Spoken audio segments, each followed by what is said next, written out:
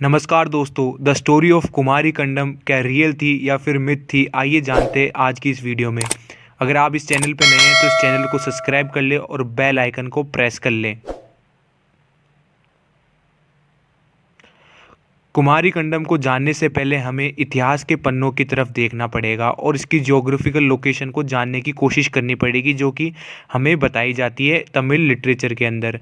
दरअसल Indian ocean के अंदर ये स्थित था और इसके ईस्ट के अंदर ऑस्ट्रेलिया कॉन्टिनेंट था और इसके वेस्ट के अंदर मेडागास्कर, जो कि अफ्रीका का एक बहुत बड़ा आइलैंड माना जाता है, वो इसके साथ अपनी बाउंड्री को शेयर किया करता था।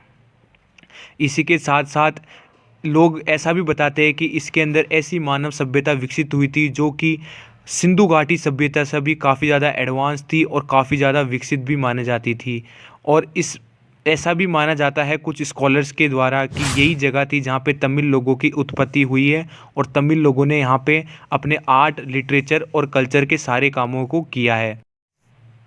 और इस कुमारी कंडम नाम के लैंडमार्क का हमें वर्णन तमिल की एक फेमस टेक्स्ट बुक जो कि सिलापातीकरम थी, उसमें हमें देखने को मिलता है। जैसा कि आप इस वीडियो में देख रहे किस किस तरह ये कितना बड़ा लैंडमार्क हुआ करता था, जो कि 2nd सेंचुरी एडी के अंदर ये इस किताब के अंदर लिखा हुआ है। और इसी के साथ यहाँ पे दो नदियाँ भी बहा करती थी जिसका नाम था कुमारी और पहरलोली। और इस बात का जोर 1864 के अंदर आई एक किताब जो कि फेमस जूलॉजिस्ट के द्वारा लिखी गई थी, जिनका नाम था फिलिप स्केल्टर, जिन्होंने एक रिलेशन बताया है मेडागास्कर, ऑस्ट्रेलिया और इंडिया के बीच में। और इन्होंने ये तक बताया कि लेमूर जो प्रजाति मेडागास्कर में पाई जाती थी वो ऑस्ट्रेलिया में भी इनको मिली है। तो आखिर ये ऐसा कैसा हुआ?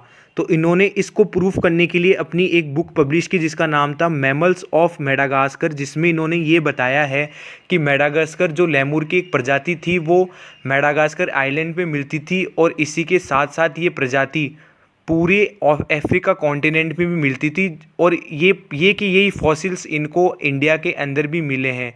तो इनको जो कनेक्ट करता था वो था लेमूरिया नाम का एक कॉन्टिनेंट, जिसकी बाउंड्री इंडिया, मेडागास्कर और ऑस्ट्रेलिया के साथ जुड़ी हुई थी, जैसा कि आप इस वीडियो के अंदर देख पा रहे हैं। और इसी को ही आगे जाके लोगों ने, जो कि था लेमूरिया, उसको तमिल स्कॉलर्स ने कुमारी कंडम के नाम से जाना जाता है, जहाँ पे पांड्यन रूलर्स ने 10,000 से भी ज़्यादा राज किया। आइए जानते हैं ऐसे फैक्ट्स जो कि सपोर्ट करते हैं कुमारी कंडम को।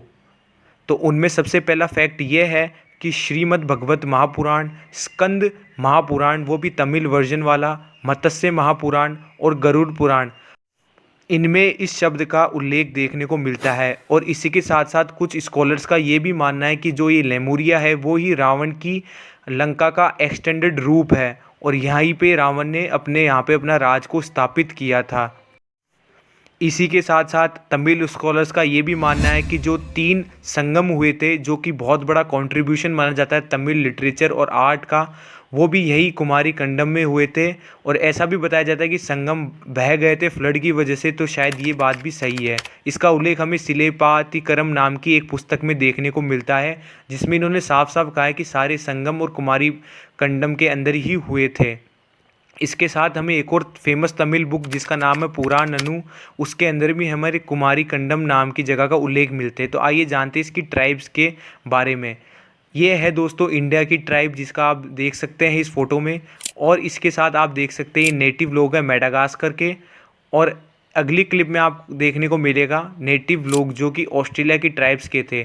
तो इनका रहन सहन, तौर तरीका और ख़ासकर इनकी लैंग्वेज भी तमिल लैंग्वेज से मिलती जुलती थी, जो कि प्रूफ करता है कि ये कहीं कहीं ना कहीं किसी न किसी ज़माने में कुमारी कंडम नाम की एक लैंडमार्क तो हुआ ही करता था। लेकिन फिर एंट्री होती है एक ऐसे साइंटिस्ट की जिन्होंने एक ऐसी थ्योरी दी जिस थ्योरी ने इस पूरी की पूरी कुमारी कंडम नाम की लेमूरिया वाली जो थ्योरी है इसको उन्होंने गलत प्रूफ कर दिया था। जो आप इस फोटो में देख पा रहे, इनका नाम था एल्फ्रेड वेगनर, जो कि काफ़ी फेमस जूलॉजिस्ट थे और जियोलॉजिस्ट थे, जिन्होंने थ्योरी ऑफ प्लेट टेक्टोनिक दी थी। दरअसल दोस्तों हमारी पृथ्वी जो आज के टाइम ऐसी दिखती है वो पहले ऐसी दिखती नहीं थी।